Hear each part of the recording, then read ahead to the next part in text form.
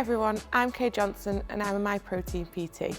And today we are going to talk about kettlebell workouts, the range and how and where to use them. Let's get started.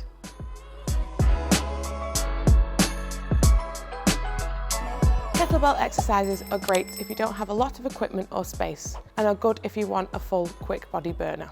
If used correctly, kettlebells are extremely effective for providing total body strength and conditioning. Form for kettlebell exercises varies depending on what exercise you are doing, but these forms need to be strict to avoid injury. For example, kettlebell swings. Make sure you are swinging through your legs, above your knees, and keeping close to your body. Tension your core to avoid any lower back pain. If you're at the gym, please ask someone who works there to show you if you need help.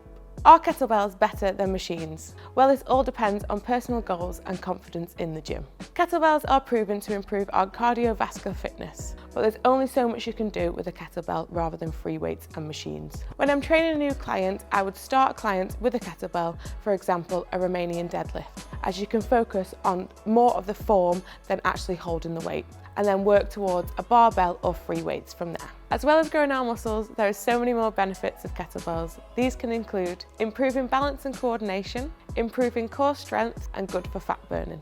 They are also great for a non-running cardio exercise, as not everyone is into running or has time for running. Kettlebells are great for a full body workout if you're restricted to low equipment or space, and if you are looking to burn calories in a short space of time.